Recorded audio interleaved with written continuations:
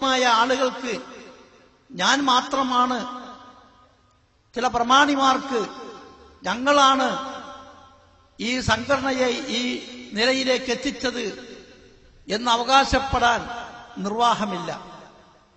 ഒരു പ്രദേശത്ത് ഒരു മതപ്രസംഗം നടത്തുമ്പോൾ അതിന് നോട്ടീസ് ഒട്ടിക്കാനും ബാനർ തൂക്കാനും ചുവരെഴുത്തിനും പോലീസ് സ്റ്റേഷനിൽ പോയി പെർമിഷൻ എടുക്കുന്നതിനും അതിന്റെ എല്ലാവിധ ബാഹ്യമായ പ്രവർത്തനങ്ങൾക്കും ഒരു പ്രദേശത്തുള്ള എല്ലാ മുജാഹിദുകളും കഠിനാധ്വാനം ചെയ്തിട്ടുണ്ട്. പക്ഷേ അവരെയൊക്കെ മുശ്രിക്കുകളെന്ന്, ശിർക്കിന്റെ വക്താക്കളെന്ന് മുദ്ര കുത്തിക്കൊണ്ട് ഏതാനും ആളുകൾ ആ കഠിനാധ്വാനം ചെയ്ത് പ്രവർത്തിച്ച, ഭക്ഷണമില്ലാതെ ഉറക്കൊഴിച്ച് ഇന്നത്തെ പോലെ വാഹന സൗകര്യങ്ങളില്ലാത്ത കാലഘട്ടത്തിൽ നാട് മുഴുക്കെ ഓടി നടന്ന ആളുകളെയൊക്കെ സംഘടനയിൽ നിന്ന് പുറത്താക്കാനും അവരെ മാറ്റി നിർത്തിക്കൊണ്ടുള്ള ഒരു സമ്മേളനവുമാണ് ഇത്തവണ കേരളത്തിൽ സംഭവിച്ചു പോയിട്ടുള്ളത്.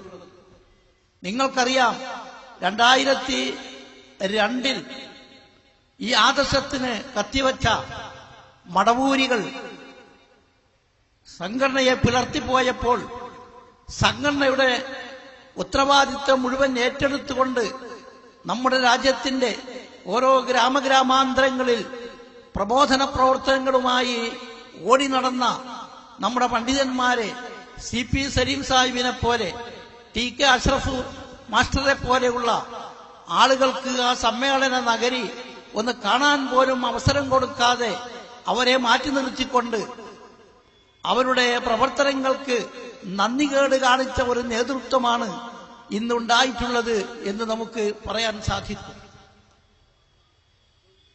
എന്റെ പ്രിയപ്പെട്ട വിദ്യാർത്ഥി ഹുസൈൻ സലഫി അറബി രാജ്യത്തുള്ള പണ്ഡിതന്മാരുമായി വിവാദത്തിലിരിക്കുന്ന പ്രശ്നങ്ങൾ നമുക്ക് ചർച്ച ചെയ്യാൻ അങ്ങോട്ട് പോകാം, അവർ നമ്മെ ക്ഷണിച്ചിട്ടുണ്ട് എന്ന് പറഞ്ഞപ്പോൾ അതിനെതിരെ ആക്രോശിച്ചുകൊണ്ട് സ്റ്റേജ് പൊളിക്കുന്ന രൂപത്തിലുള്ള ഒരു പ്രസംഗം നടത്തുകൊണ്ടായി ഒരു വ്യക്തി.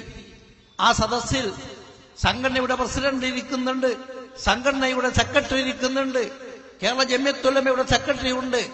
പക്ഷേ അവർക്കൊന്നും സംസാരിക്കാൻ ഇടം കൊടുക്കാതെ ഞാനാണ് സംഘടനയുടെ മുഴുവൻ കുത്തക മുതലാളി എന്ന ഒരു സ്വഭാവത്തിൽ ഹുസൈൻ സലഫിയെ വിമർശിച്ചുകൊണ്ട് പ്രസംഗിക്കുകയുണ്ടായി. സമാപന പ്രസംഗത്തിൽ TPയും ഏതാണ്ട് അതിന് തുല്യമായ ഒരു പ്രസംഗമാണ് നടത്തിയിട്ടുള്ളത്. ഇവിടെ ആരെങ്കിലും ബഹുദൈവവിശ്വാസത്തിലേക്ക് ആരെയും ക്ഷണിക്കുന്നില്ല. നമ്മളെല്ലാവരുടെയും പ്രവർത്തനം ഏകദൈവവിശ്വാസത്തിന്റെ നിലനിൽപ്പിനു വേണ്ടിയാണ്. നമ്മുടെ വ്യക്തി ജീവിതത്തിലും കുടുംബത്തിലും അയൽപക്കത്തും നാട്ടിലും മുഴുവൻ അള്ളാഹുവിന്റെ ഏകത്വം വിളിച്ചു പറയുന്ന ആളുകളുണ്ടായിരിക്കണം എന്ന തീവ്രമായ ശ്രമത്തിനു വേണ്ടിയാണ് എല്ലാവരും പ്രവർത്തിച്ചു കൊണ്ടിരിക്കുന്നത്. വഅന്നൽ മസാജിദ ലില്ലാഹ് ഫലാ തദ്ഉ മഅല്ലാഹി അഹദാ. പള്ളികളെല്ലാം അള്ളാഹുവിനുള്ളതാണ്, അതുകൊണ്ട് ഫലാ തദ്ഉ മഅല്ലാഹി അഹദാ, അള്ളാഹുവിനോടൊപ്പം നിങ്ങൾ ഒരാളെയും വിളിച്ച് പ്രാർത്ഥിക്കാൻ പാടില്ല എന്ന് വിശുദ്ധ ഖുർആൻ സൂറത്ത് ജിന്നിൽ പ്രതിപാദിച്ചുള്ള ആയത്തിന്റെ അർത്ഥം, അതിന്റെ ആദർശം, അതിന്റെ ആശയം നമ്മുടെ രാജ്യത്ത് പ്രബോധനം ചെയ്യാൻ എല്ലാ പ്രബോധകന്മാരും കഠിനാധ്വാനം ചെയ്തുകൊണ്ടിരിക്കുകയാണ്. അതിൽ നിന്ന് ഒരു വിഭാഗത്തെ ജിന്നി പിശാചുക്കൾക്ക് സേവ ചെയ്യുന്നവരെന്നും അവരെ വിളിച്ചു പ്രാർത്ഥിക്കുന്നവരാണെന്നും തന്മൂലം ഒരു മുശ്രിക്കുകളാണെന്നും അധിക്ഷേപിച്ചുകൊണ്ടുള്ള ചില പ്രവർത്തനങ്ങളാണ് നമ്മുടെ സംഘടനയുടെ നേതൃഭാഗത്തു നിന്ന് ഉണ്ടായിക്കൊണ്ടിരിക്കുന്നത്.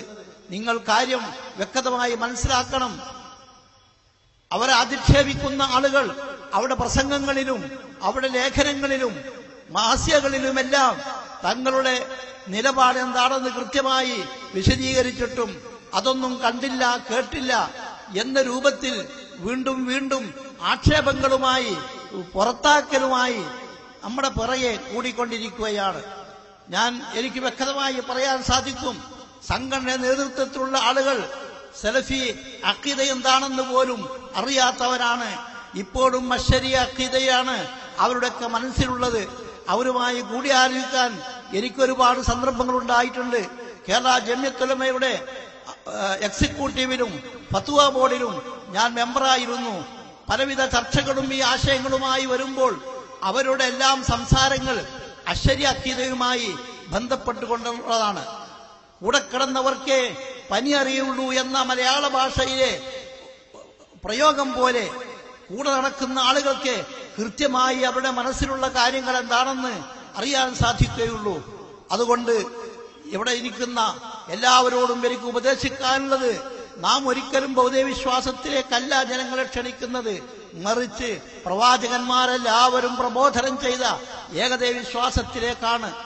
അതിനുവേണ്ടിയാണ് കഠിനാധ്വാനം ചെയ്തുകൊണ്ട് രാപ്പകലില്ലാതെ ഭക്ഷണം പോലും കിട്ടാതെ രോഗികളായിക്കൊണ്ടും വളരെ പ്രയാസങ്ങൾ സഹിച്ചുകൊണ്ടും വാഹന ഗതാഗതത്തിലുള്ള സൗകര്യങ്ങൾ ഇല്ലാതെയും നാടിന്റെ നാനാ ദിക്കുകളിലുമായി അവർ പ്രബോധന പ്രവർത്തനത്തിനു വേണ്ടി ഇറങ്ങി തിരിച്ചിട്ടുള്ളത്.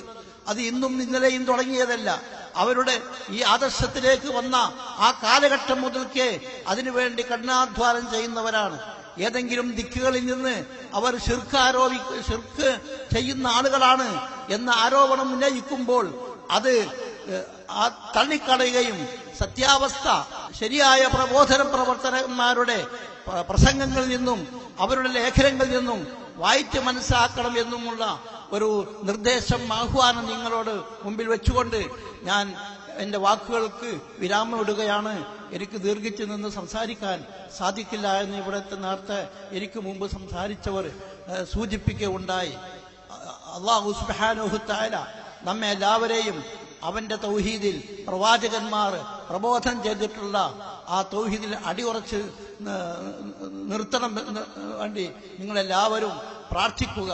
നബി സല്ലല്ലാഹു അലൈഹി വസല്ലമ അവരുടെ ആ ദുആ എപ്പോഴും നമ്മൾ ആവർത്തിച്ചുകൊണ്ടിരിക്കുക. അല്ലാഹുമ്മ സബ്ബിത് ഖുലൂബന അലാ ദീനിക എന്നുള്ള ആ പ്രാർത്ഥന നമ്മൾ നിലനിർത്തുക. ഒരിക്കലും ശിർക്കിലേക്ക് പോകാനല്ല. ഇത്രയും 40 കൊല്ലക്കാലം അല്ലെങ്കിൽ 50 കൊല്ലക്കാലം ഈ ദഅവത്ത് രംഗത്ത് പ്രവർത്തിച്ച ആളുകളൊക്കെ നിലനിന്നിട്ടുള്ളത്, മറിച്ച് ഈ നാട്ടിലുള്ള ജനങ്ങളെല്ലാവരെയും സത്യത്തിലേക്ക് നയിക്കാൻ വേണ്ടിയാകുന്നു. ആ പ്രവർത്തനത്തിൽ കൈകോർത്തുകൊണ്ട് പരസ്പരം സഹകരിച്ചും സഹായിച്ചും മുന്നേറുക.